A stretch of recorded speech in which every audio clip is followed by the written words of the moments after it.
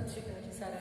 मैं अमनदीप कौर अजरा जी तो BA first year की पंजाबी की क्लास के नाल BA फस्ट ईयर की साड़ी चल रही पंजाबी की क्लास के असी कर रहे हैं जी शेखप्रीत जी नूं तुहाडी बुक शब्द सवेरा जिस के संपादक हैं डॉक्टर हरभजन सिंह होरी जी। उस दे विचों असी पहले कवि शुरू किए सी जी शेखप्रीत जी। शेखप्रीत जी के जिहड़े दो शब्द हैं वो असी अपने पिछलियां क्लासां विच कर चुके हैं। दो शब्द ते 40 श्लोक जिहड़े साडी इस बुक दे विच दर्ज किए गए हैं। दो शब्द करने तो बाद असी शुरू किए हुए हैं जी शेखप्रीत जी के श्लोक। शेखप्रीत जी के श्लोकों की गल करिए तो उसना इन्हां श्लोकों के विचों असी तकरीबन 16-17 श्लोक जिहड़े हैं वो साडी पिछली क्लास के विच कर चुके हैं। इन्हां 17 श्लोकों के विच जिहड़ी प्रीत जी ने वख-वख विषय लए हैं।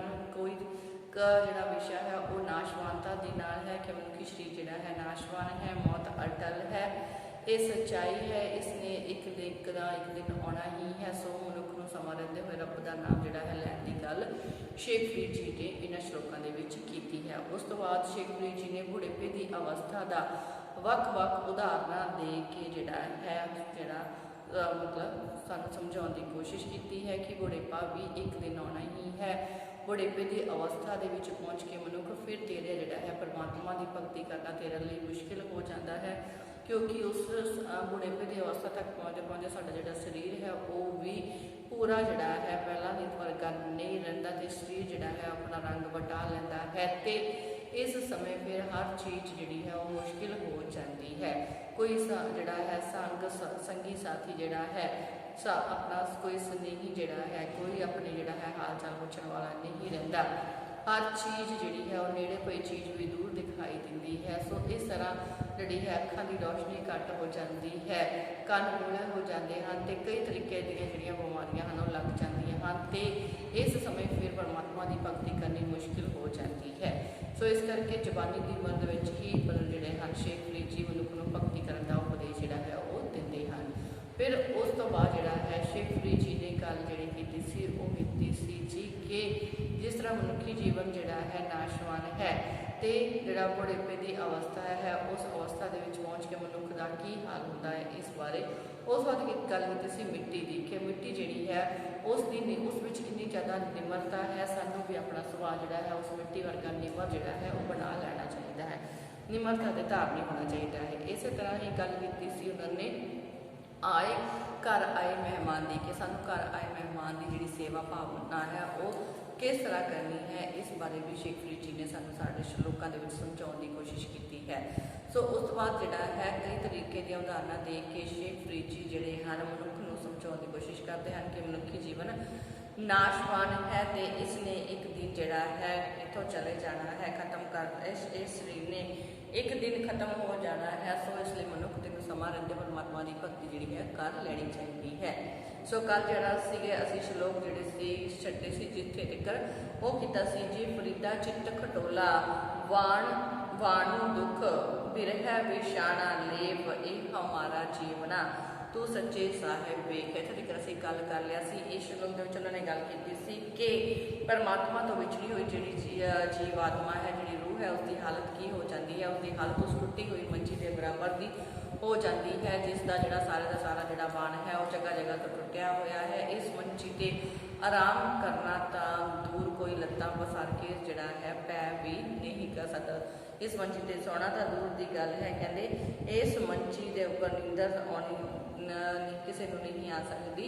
मतलब जिहड़ी मंजी है इस उत्ते आराम करने के लिए मनुख पूरियां अपने लत्तां जिहड़ियां हन पसार के पै भी नहीं सकता।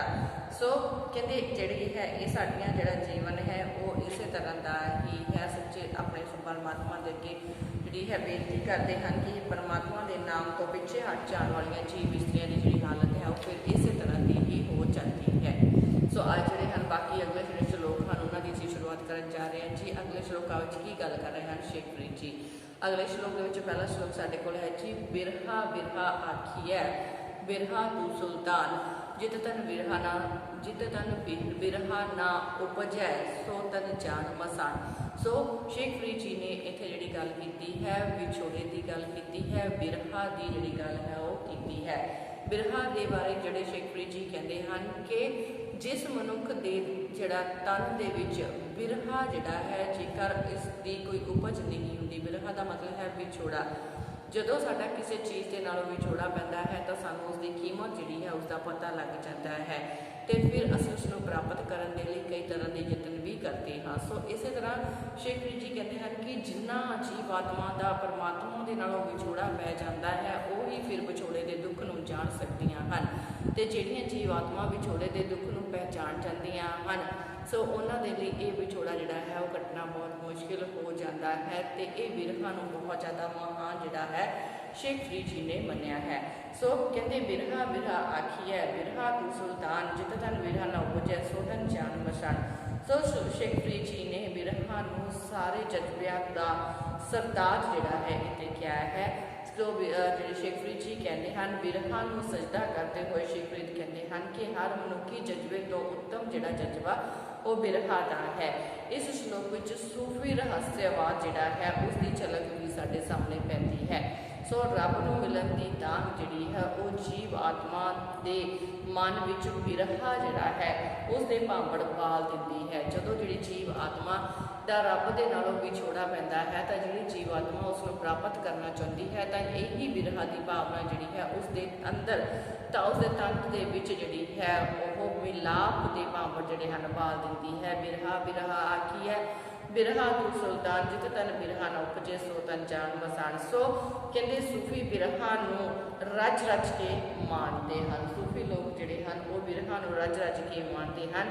ਜਿਸ ਜੀਵ ਆਤਮਾ ਨੂੰ ਬਿਰਹਾ ਜਿਹੜੀ ਜੀਵ ਆਤਮਾ ਬਿਰਹਾ ਨੂੰ ਨਹੀਂ ਹੰਡਾਉਂਦੀ ਉਸ ਦੀ ਹਾਲਤ ਜਿਹੜੀ ਸੁੰਨਸਾਨ ਪਏ ਹੋਏ ਸ਼ਮਸ਼ਾਨ ਘਾਟ ਵਿੱਚ ਜਾਣ ਦੇ ਬਰਾਬਰ ਦੀ ਹੀ ਰਹਿ ਜਾਂਦੀ ਹੈ।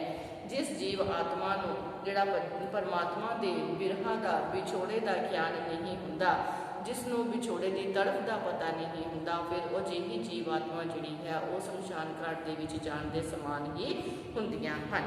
ਸੋ ਅੱਗੇ ਜਿਹੜਾ ਹੈ ਅਗਲਾ ਸ਼ਲੋਕ ਜਿਹੜਾ ਹੈ ਉਸ ਵਿੱਚ ਗੱਲ ਕਰਦੇ ਹਨ।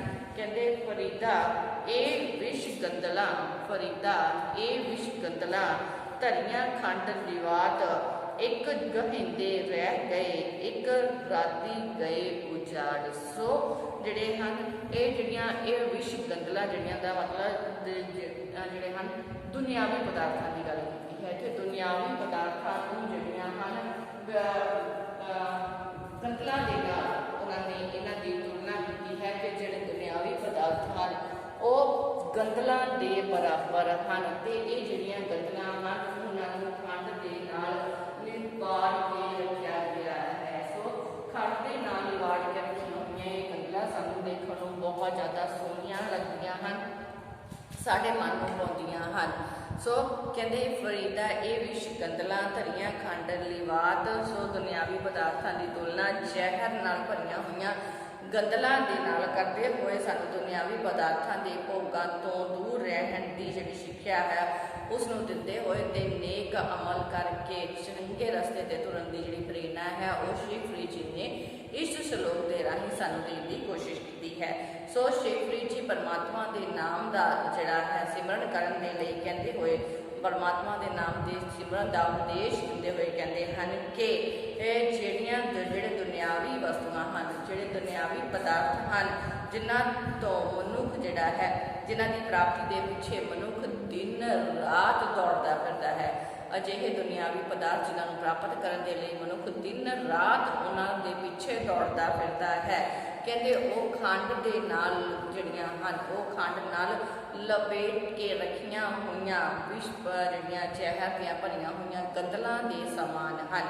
ਇਹਨਾਂ ਗੰਦਲਾਂ ਨੂੰ ਕਈ ਤਾਂ ਬੀਜਦੇ ਹੀ ਰਹਿ ਗਏ ਹਨ, ਕਈ ਬੀਜਦੇ ਰਹਿ ਗਏ ਹਨ ਤੇ ਕਈ ਬੀਜੀਆਂ ਨੂੰ ਵੀ ਛੱਡ ਕੇ ਚਲੇ ਗਏ ਹਨ।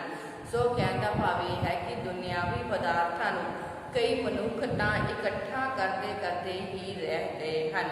ਸੋ ਇਹਨਾਂ ਜਿਹੜੀਆਂ ਜ਼ਹਿਰ ਭਰੀਆਂ ਗੰਦਲਾਂ ਹਨ ਜਿਹੜਾ ਸੰਸਾਰਿਕ ਪਦਾਰਥ ਹਨ ਕਈ ਤਾਂ ਇਹਨਾਂ ਨੂੰ ਇਕੱਠਾ ਕਰਦੇ ਕਰਦੇ ਹੀ ਰਹਿ ਗਏ ਹਨ ਤੇ ਕਈ ਅਜਿਹੇ ਹਨ ਜੋ ਇਕੱਠਾ ਇਕੱਠੀਆਂ ਕੀਤੀਆਂ ਕਰਾਈਆਂ ਜਿਹੜੀਆਂ ਹਨ ਛੱਡ ਕੇ ਇਸ ਸੰਸਾਰ ਤੋਂ ਚਲੇ ਗਏ ਹਨ। ਸੋ ਮਨੁੱਖ ਤੈਨੂੰ ਜਿਹੜਾ ਹੈ ਇਹਨਾਂ ਵਿਸ਼ ਨਾਲ ਭਰੀਆਂ ਹੋਈਆਂ ਗੰਦਲਾਂ ਭਾਵ ਦੁਨਿਆਵੀ ਪਦਾਰਥਾਂ ਦੇ ਪਿੱਛੇ ਨਹੀਂ ਲੱਗਣਾ ਚਾਹੀਦਾ। ਆਪਣਾ ਜੀਵਨ ਇਹਨਾਂ ਦੇ ਪਿੱਛੇ ਲੱਗ ਕੇ ਨਹੀਂ ਗਵਾਉਣਾ ਚਾਹੀਦਾ, ਕਿਉਂਕਿ ਇਸ ਦੇ ਪਿੱਛੇ ਲੱਗਣ ਦੇ ਨਾਲ ਤੂੰ ਪਰਮਾਤਮਾ ਤੋਂ ਦੂਰ ਹੋ ਜਾਵੇਗਾ ਤੇ ਪਰਮਾਤਮਾ ਤੋਂ ਦੂਰ ਹੋਇਆ ਮਨੁੱਖ ਫਿਰ ਜਿਹੜਾ ਹੈ ਉਹ ਪਾਪਾਂ ਦਾ ਭਾਗੀ ਬਣਦਾ ਹੈ। ਦੁੱਖਾਂ ਦਾ ਜਿਹੜਾ ਕਈ ਪ੍ਰਕਾਰ ਦੇ ਦੁੱਖ ਜਿਹੜੇ ਹਨ ਉਸ ਨੂੰ ਭੋਗਣੇ ਪੈਂਦੇ ਹਨ।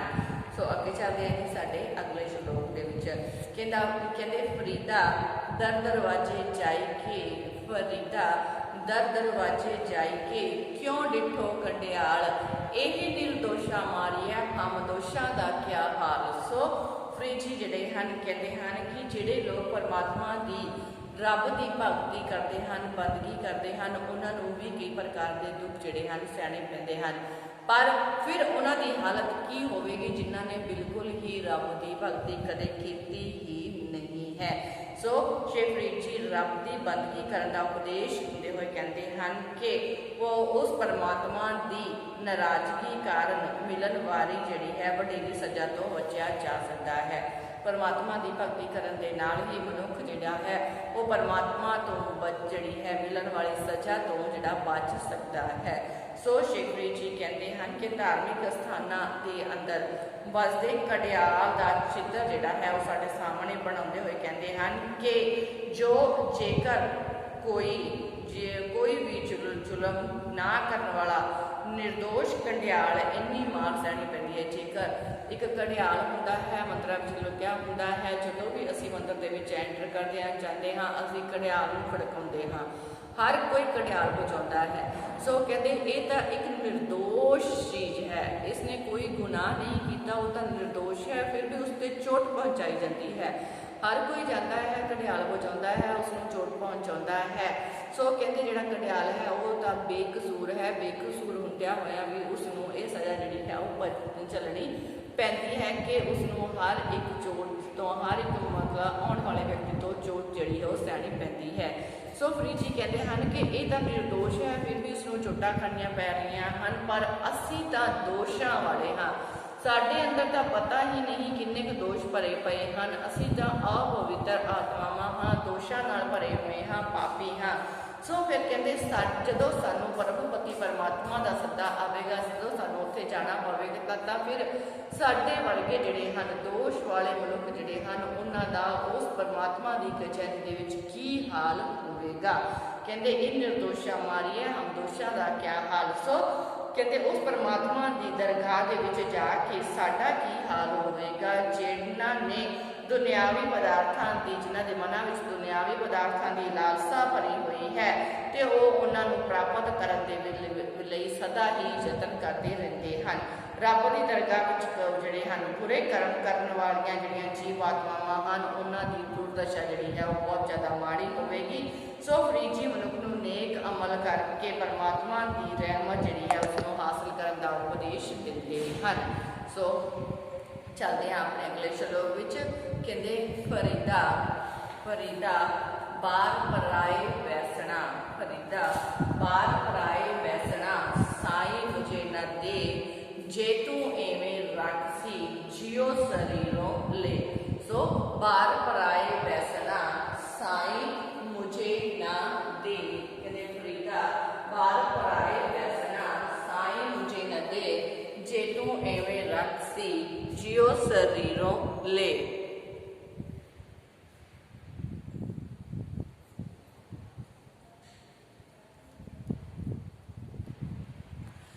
ਸੋ ਇੱਥੇ ਜਿਹੜੇ ਫਰੀਦ ਜੀ ਹਨ ਉਹਨਾਂ ਨੇ ਜਿਹੜੀ ਗੱਲ ਕੀਤੀ ਹੈ ਕਿ ਜਿਹੜਾ ਮਨੁੱਖ ਹੈ ਸੋ ਉਹ ਜਿਹੜੀ ਜੀਵ ਆਤਮਾ ਹੈ ਉਹ ਪਰਮਾਤਮਾ ਦੇ ਅੱਗੇ ਬੇਨਤੀ ਕਰ ਰਹੀ ਹੈ ਕਿ हे ਪਰਮਾਤਮਾ, ਕਹਿੰਦੇ ਤੂੰ ਮੈਨੂੰ ਜਿਹੜਾ ਹੈ ਕਿਸੇ ਦੂਸਰੇ ਦੇ ਦਰਵਾਜ਼ੇ ਤੇ ਬੈਠਣ ਲਈ ਮਜਬੂਰ ਨਾ ਕਰ। ਸੋ ਕਹਿੰਦੇ ਆਪਣਾ ਪੱਕਾ ਟਿਕਾਣਾ ਜਿਹੜਾ ਹੈ ਉਸ ਨੂੰ ਬਣਾ ਕੇ, ਪੱਕਾ ਟਿਕਾਣਾ ਬਣਾ ਕੇ ਜਿਹੜਾ ਹੈ ਆਦਰ ਮਾਣ ਵਾਲਾ ਜੀਵਨ ਬਤੀਤ ਕਰਨ ਦੀ ਮਹਾਨਤਾ ਜਿਹੜੀ ਹੈ ਉਸ ਬਾਰੇ ਦੱਸਦੇ ਹੋਏ ਫਰੀਦ ਜੀ ਕਹਿੰਦੇ ਹਨ ਕਿ ਇਹ ਪਰਮਾਤਮਾ ਮੈਨੂੰ ਪਰਾਏ ਦਰਾਂ ਦੇ ਉੱਤੇ ਥਾਂ ਥਾਂ ਤੇ ਧੱਕੇ ਖਵਾਉਣ ਦੀ ਥਾਂ तू अपने चरणों के विच आदर योग स्थान जिहड़ा है दे दे, क्योंकि दूसरियां दे मोहताज रहन नालों तां बंदा मरिया ही चंगा हुंदा है। सो मैनू तू दूसरे दे दरवाजे का मोहताज ना बना, सो इस करके मैनू किसी होर दे आसरे जोगा ना रहन देवी। जे तू मैनू दूसरियां दा मोहताज बनाउणा ही है तां इस नालों चंगा है कि तू मेरे शरीर दे विचों जिहड़ी है मेरी जान जिहड़ी है मेरे साहां दी जिहड़ी अमानत है उसनूं कढ लै, क्योंकि मैं किसी होर दे दरवाजे ते बैठना नहीं चाहुंदा। सो मैं चाहुंदा हां कि मैनू तेरे चरणों दे विच आदर योग स्थान जिहड़ा है वो प्राप्त हो जावे। जेकर तू चाहुंदा है परमात्मा कि मैं दूसरे दे दरवाजे ते जाके बैठा तां इस तो पहला तू मेरे शरीर दे विचों मेरी जिहड़ी जिंद है उसनूं कढ लै, क्योंकि मैं जिहड़ा है तेरे तो बगैर किसी होर दा आसरा जिहड़ा है उसनूं नहीं तकना चाहुंदा। सो अगे चलदे हैं जी। कहंदे फरीदा इक ना आटा अगला इक ना नाही लूण, अगे गए सीगा बसन चट्टा खासी कौन। सो इस दे विच जिहड़ा है फरीद जी ने गल कीती है कि मनुख दा जिहड़ा शरीर है वो नाशवान है। शरीर की नाशवानता के वाल इशारा करते हुए नेक कर्म करने का उपदेश जिहड़ा है शेख फरीद जी ने दिता है। सो मौत की अटलता को दर्शाते हुए कहते हैं कि आटे और लूण की जी उदाहरण है वो इतने उन्होंने दी है। शेख फरीद जी आखते हैं कि कई आदमियों के कोल आटा बहुत ही ज़्यादा होंदा है, कईयां कोल तो बहुत ज़्यादा आटा होंदा है, पर कईयां कोल इतना आटा भी नहीं होंदा कि वो आटे विच लूण जिहड़ा है जितना कि आटे विच लूण होंदा है। कईयां कोल तो बहुत ज़्यादा आटा होंदा है, कईयां कोल आटे विच लूण के बराबर भी आटा नहीं होंदा। सो परंतु मनुखी जिहड़ा जन्म है इसकी सफलता का माप जिहड़ा है ये झूठे पदार्थ नहीं हैं। मनुखी जन्म की जिहड़ी सफलता है उसका आधार ये झूठे पदार्थ नहीं हैं, सगों रब की दरगाह दे विच अमलों के आधार पर परख जिहड़ी है वो होवेगी ते पता लगेगा कि किस नूं मार पैंदी है, किहड़ा बचदा है। भाव मनुखी संसार जिहड़ा है मनुखी जन्म की सफलता संसार के झूठे पदार्थों से नहीं बल्कि नेक अमलों उत्ते निर्भर करती है। सो इस करके मनुख नूं नेक अमल करन दा उपदेश परमात्मा की बंदगी करन दा जिहड़ा उपदेश है वो शेख फरीद जी ने इत्थे देण की कोशिश की है कि मनुख तेनूं चंगे कर्म जिहड़े हन करते हुए नेक अमल करते हुए अपना जिहड़ा जीवन है उसनूं सुधार लेना चाहिए है। सो अगे चलते हैं जी। अगला श्लोक कहते फरीदा दोहों दीवी बलंदियां मालूक बैठा आए, गुड़ लिता घर लुटिया दीवड़े गया बुझाए। सो इस दे विच भी मौत की अटलता की गल जिहड़ी है वो कीती है, शरीर की नाशवानता की गल कीती है। कहते मौत जिहड़ी है उसने एक ना एक दिन जरूर आना है, अचानक आनी ये अचानक आती है, पर इस दे दिन का पता जिहड़ा परमात्मा नूं ही हुंदा है। सो शेख फरीद जी जिहड़े कहते हैं मौत की अटलता ते अनिश्चितता बारे दसते हुए गल करते हैं कि मनुख के मरण के वेले जिहड़ा है उसकी अवस्था का काल्पनिक जिहड़ा चित्र है वो साडे सामने पेश करते हुए कहते हैं दसते हैं कि अजे अखां दे दोने दीवे जग ही रहे सन, अजे अखां दे दोने दीवे जग ही रहे सन, अर्थात दोवें अखां अजे खुलियां ही सन कि उन्हां दे सामने ही मौत का फरिश्ता नेड़े आ बैठा।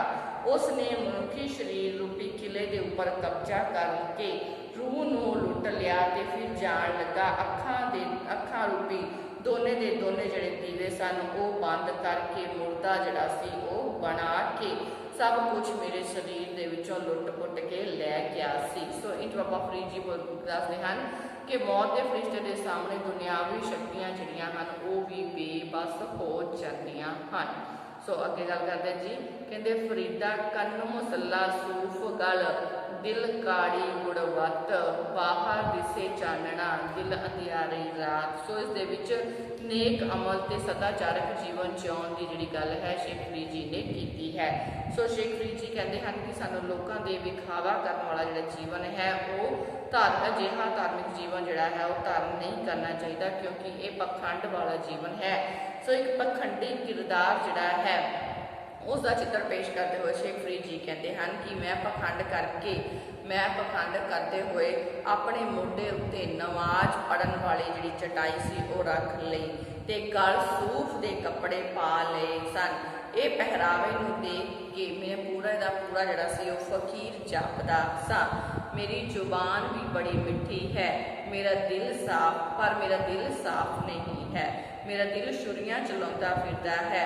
ਅਜਿਹੇ ਪਖੰਡ ਭਰੇ ਦਿਖਾਵੇ ਕਰਕੇ ਵੇਖਣ ਵਾਲਿਆਂ ਨੂੰ ਤਾਂ ਮੈਂ ਚੰਗਾ ਹੀ ਗੁਣੀ ਗਿਆਨੀ ਜਾਪਦਾ ਹਾਂ, ਪਰ ਹਰ ਕੋਈ ਸਮਝਦਾ ਹੈ ਕਿ ਮੈਨੂੰ ਰੱਬ ਦਾ ਬੜਾ ਗਿਆਨ ਹੈ, ਪਰ ਅਸਲ ਵਿੱਚ ਮੇਰੇ ਅੰਦਰ ਅਗਿਆਨਤਾ ਦਾ ਹਨੇਰਾ ਜਿਹੜਾ ਹੈ ਉਹ ਪਸਰਿਆ ਪਿਆ ਹੈ। ਅਸਲ ਵਿੱਚ ਮੈਂ ਤਾਂ ਜਿਹੜਾ ਹੈ ਅਗਿਆਨਤਾ ਦੇ ਹਨੇਰੇ ਦੇ ਨਾਲ ਜਿਹੜਾ ਹੈ ਭਰਿਆ ਪਿਆ ਹਾਂ। ਸੋ ਮੇਰਾ ਪਹਿਰਾਵਾ ਦੇਖ ਕੇ ਤੇ ਮੇਰਾ ਜਿਹੜਾ ਹੈ ਮੈਨੂੰ ਵੇਖ ਕੇ ਲੋਕ ਜਿਹੜਾ ਹੈ ਇਹ ਅੰਦਾਜ਼ਾ ਲਗਾ ਰਹੇ ਹਨ ਕਿ ਮੈਂ ਇੱਕ ਸਾਧੂ ਫਕੀਰ ਹਾਂ, ਗਿਆਨਵਾਨ ਹਾਂ, ਗੁਣੀ ਗਿਆਨੀ ਹਾਂ, ਪਰ ਅਜਿਹਾ ਨਹੀਂ ਹੈ। ਮੇਰਾ ਜਿਹੜਾ ਇਹ ਜੀਵਨ ਹੈ ਉਹ ਪਖੰਡ ਨਾਲ ਭਰਿਆ ਪਿਆ ਹੈ। ਮੇਰੇ ਅੰਦਰ ਅਗਿਆਨਤਾ ਦਾ ਹਨੇਰਾ ਜਿਹੜਾ ਹੈ ਪਸਰਿਆ ਹੋਇਆ ਹੈ। ਸੋ ਇਸ ਕਰਕੇ ਜਿਹੜਾ ਹੈ ਲੋਕੀ ਜਿਹੜੇ ਹਨ ਉਹ ਬਾਰੀ ਵਿਖਾਵੇ ਤੋਂ ਮੇਰਾ ਜਿਹੜਾ ਅੰਦਾਜ਼ਾ ਲਗਾ ਰਹੇ ਹਨ ਉਹ ਗਲਤ ਹਨ। ਸੋ ਅੱਜ ਜਿਹੜੇ ਹਨ ਅਸੀਂ 24 ਸ਼ਲੋਕ ਜਿਹੜੇ ਸ਼ੇਖ ਫਰੀਦ ਜੀ ਦੇ ਸਾਡੀ ਕਲਾਸ ਦੇ ਵਿੱਚ ਕਰ ਲਏ ਹਨ। ਬਾਕੀ ਦੇ ਜਿਹੜੇ ਸ਼ਲੋਕ ਬਚੇ ਹਨ ਉਹ ਆਪਾਂ ਸਾਡੀਆਂ ਅਗਲੀਆਂ ਕਲਾਸਾਂ ਦੇ ਵਿੱਚ ਕਰਾਂਗੇ। ਸੋ ਹੁਣ ਤੁਹਾਡੀ ਡਿਊਟੀ ਇਹੀ ਹੈ ਕਿ ਤੁਸੀਂ ਹਰ ਇੱਕ ਸ਼ਲੋਕ ਦੀ ਅਲੱਗ ਪ੍ਰਸੰਗ ਸਹਿਤ ਵਿਆਖਿਆ ਜਿਹੜਾ ਹੈ ਉਹ ਜ਼ਰੂਰ ਕਰਕੇ ਰੱਖਿਓ। ਹਰ ਇੱਕ ਦਾ ਤੁਹਾਨੂੰ ਕੇਂਦਰੀ ਭਾਵ ਪਤਾ ਹੋਣਾ ਚਾਹੀਦਾ ਹੈ ਕਿ ਇਸ ਸ਼ਲੋਕ ਦੇ ਵਿੱਚ ਕੀ ਕਹਿਣਾ ਚਾਹੁੰਦੇ ਹਨ ਸ਼ੇਖ ਫਰੀਦ ਜੀ। ਸੋ ਜਿਹੜਾ ਹੈ ਹਰ ਸ਼ਲੋਕ ਦੀ ਪ੍ਰਸੰਗ ਸਹਿਤ ਵਿਆਖਿਆ ਜਿਹੜੀ ਹੈ ਉਹ ਤੁਹਾਨੂੰ ਚੰਗੀ ਤਰ੍ਹਾਂ ਜਿਹੜੀ ਹੈ ਆਉਣੀ ਚਾਹੀਦੀ ਹੈ। ਤੇ ਜੇਕਰ ਕੋਈ ਤੁਹਾਨੂੰ ਕਿਸੇ ਵੀ ਤਰ੍ਹਾਂ ਦੀ ਮੁਸ਼ਕਿਲ ਹੁੰਦੀ ਹੈ ਤਾਂ ਤੁਸੀਂ ਜਿਹੜਾ ਹੈ ਸਾਨੂੰ ਕਾਲ ਕਰਕੇ ਦੱਸ ਵੀ ਸਕਦੇ ਹੋ। ਸੋ ਅੱਜ ਕੁਝ ਸ਼ਲੋਕ ਜਿਹੜੇ ਹਨ ਅਸੀਂ ਸਾਡੀ ਕਲਾਸ ਦੇ ਵਿੱਚ ਕੀਤੇ, ਜਿਨ੍ਹਾਂ ਦੀ ਜਿਹੜੀ ਹੈ ਅਸੀਂ ਮਤਲਬ ਇੱਥੇ ਹੀ ਸਮਾਪਤੀ ਕਰਾਂਗੇ ਤੇ ਜਿਹੜੇ ਬਾਕੀ ਸਾਡੇ ਰਹਿ ਗਏ ਸ਼ਲੋਕ ਹਨ ਉਹ ਅਸੀਂ ਸਾਡੀ ਅਗਲੀ ਕਲਾਸ ਦੇ ਵਿੱਚ ਰਵਾਂਗੇ। ਸੋ ਤਦ ਤੱਕ ਤੁਸੀਂ ਘਰਾਂ ਵਿੱਚ ਰਹੋ, ਸੁਰੱਖਿਅਤ ਰਹੋ, ਪੜ੍ਹਦੇ ਰਹੋ, ਕਲਾਸਾਂ ਜ਼ਰੂਰ ਅਟੈਂਡ ਕਰਿਆ ਕਰੋ। ਧੰਨਵਾਦ ਜੀ।